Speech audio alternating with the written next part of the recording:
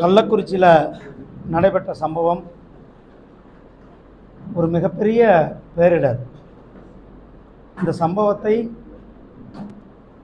யாரு கூட நியாயப்படுத்த முடியாது. இதற்கு தமிழ்நாடு அரசாங்கம்,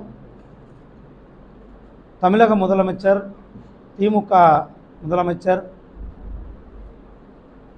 திரு ஸ்டாலின் அவர்கள் முழுமையாக பொறுப்பேற்க வேண்டும்.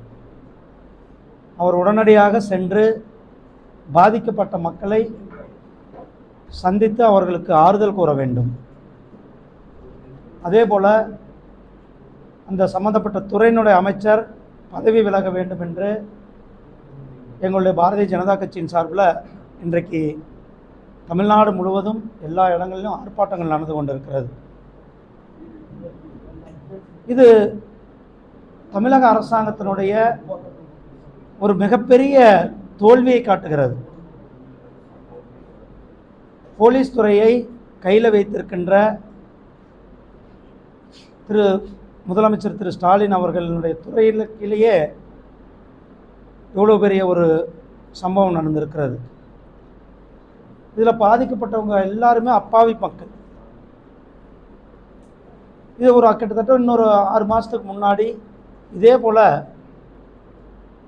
மரக்காணம் சம்பவம் நடந்தது. அங்கேயும் கிட்டத்தட்ட 30 பேருக்கு மேலே பாதிக்கப்பட்டாங்க.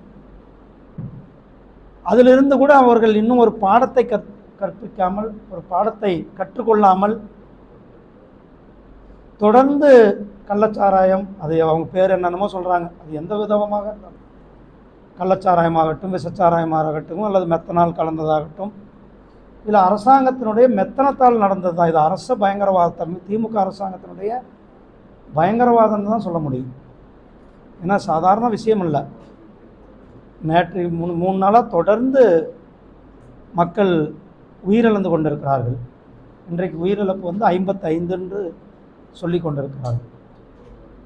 இன்னும் பல பேர் மருத்துவமனையில் சீரியஸாக தீவிர சிகிச்சை பிரிவில் இன்னும் 100க்கும் மேற்பட்டவர் சிகிச்சையில் இருக்கிறார்கள். தமிழக அரசாங்கம் உடனடியாக ஏதோ காம்பன்சேஷன் கொடுத்துட்டோம் அல்லது பிள்ளைகளுடைய படிப்புக்கு நாங்கள் செலவழித்துக்கிறோன்றதெல்லாம் நியாயப்படுத்த முடியாது. தமிழ்நாடு அரசாங்கம் முழுமையாக கடுமையான நடவடிக்கை எடுக்க வேண்டும். அதே போல் டாஸ்மாக் கடைகளை நாங்கள் ஆட்சிக்கு வந்தால் குறைப்போன்னு சொன்னாங்க. ஆனால் மாறாக அவர்கள் ஆட்சிக்கு வந்த பிறகு டாஸ்மாக் கடைகளை இரட்டிப்பாக்குனது தான் அவர்கள் செய்த சாதனையாக இருக்கிறது.